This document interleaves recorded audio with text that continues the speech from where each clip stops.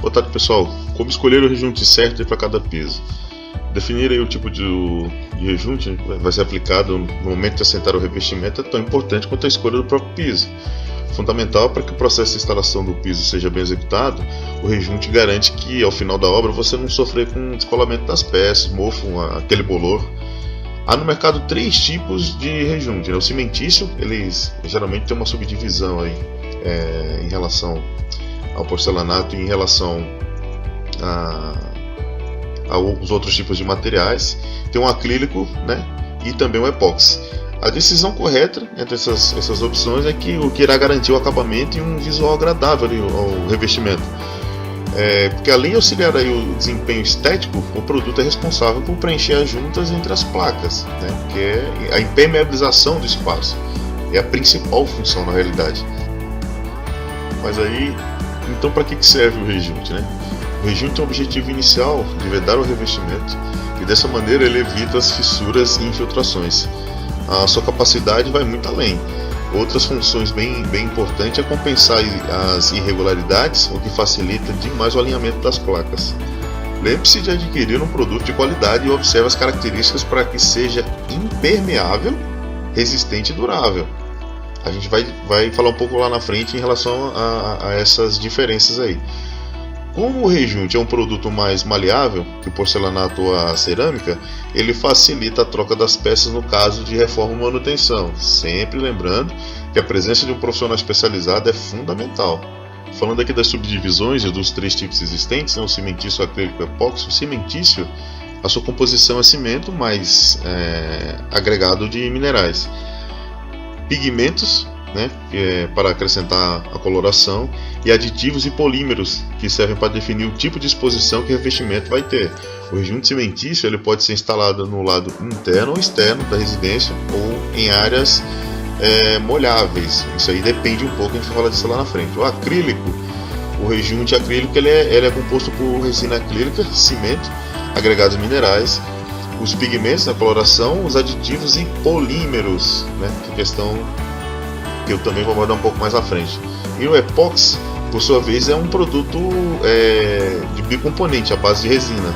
Possui elevada resistência química e mecânica, né, química principalmente em piscina, por causa dos materiais, também vou falar na frente, por causa dos componentes químicos lá de limpeza. Além de ser extremamente impermeável e resistente a fungos e manchas.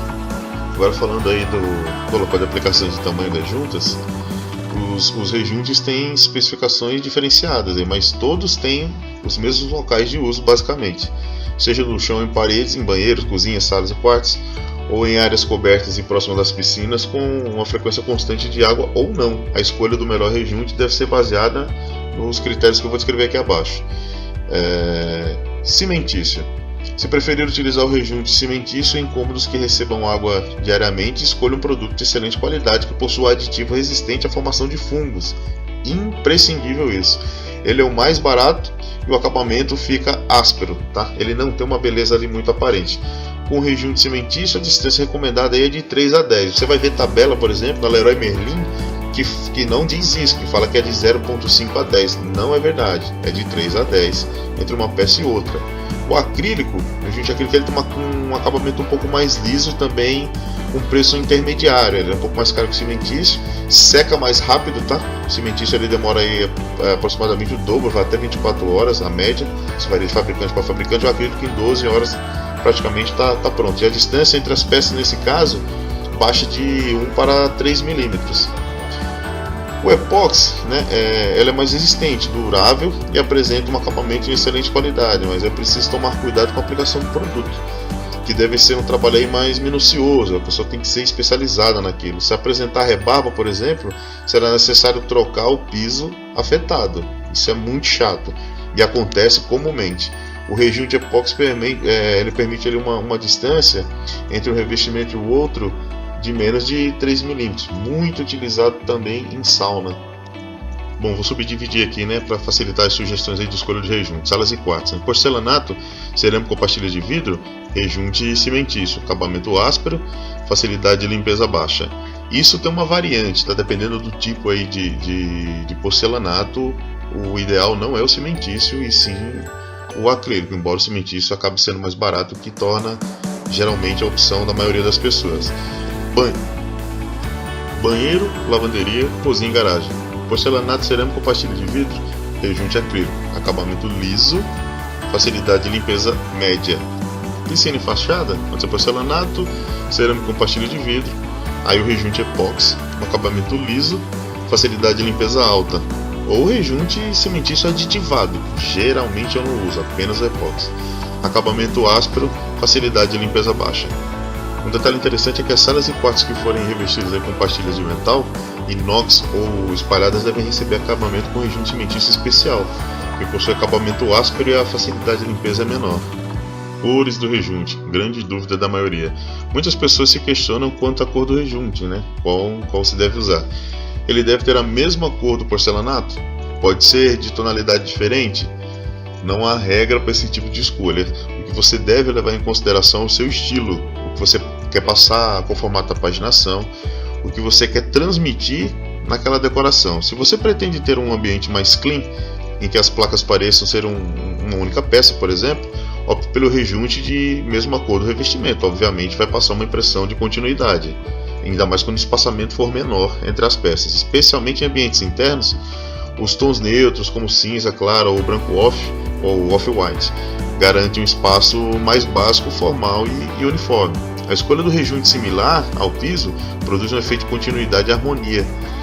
Permite ainda disfarçar alguns defeitos de assentamento, que é comum dependendo até do corte da peça, como recortes de juntas aí com larguras diferentes.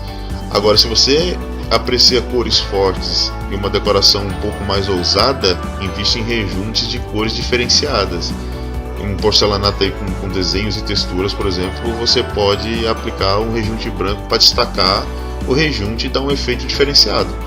Complementando na questão das cores, há uma variedade de cores que você pode analisar e escolher a que melhor se adapta ao seu gosto. Entre as que se destacam, eu poderia citar aí a camurça, é bem interessante, cerâmica, a cor cerâmica mesmo, o verde água é interessante, a argila dá um fundo de destaque, chocolate, ocre, salmão, se você quiser dar um tom mais claro e a peça for mais escura, o palha, o branco, o cinza ártico é diferente, bege, verde folha, caramelo, o pêssego também. Tudo depende do qual destaque você quer dar. Um dado importante que quase esqueci aqui de pôr no vídeo é a atenção extra para quem reside em regiões litorâneas ou úmidas. Os moradores que residem nesse tipo de região, próxima ao mar principalmente, podem ter algumas surpresas com rejuntes sujos ou manchados. Em certas situações, o ideal é investir em um material com tonalidade mais escura, tá? Essa dica é importantíssima. A opção disfarça um pouco aí a sujeira, especialmente as manchas, que são comuns nessa região. Para quem mora aí perto de praia, vale optar por um rejunte de cor areia, por exemplo, disfarça muito bem e talvez você não queira aquela cor tão escura. Existe um problema nas regiões úmidas, onde a proliferação de fungos e bactérias é bem comum. Em casos mais graves, há um aparecimento de musgo entre os revestimentos. O ideal é fazer uma limpeza constante nos rejuntes e deixar o espaço aberto para que a circulação de ar seja constante. Tem um outro vídeo nosso aí que fala exatamente sobre como limpar rejunte. Eu vou deixar o link aí depois na descrição.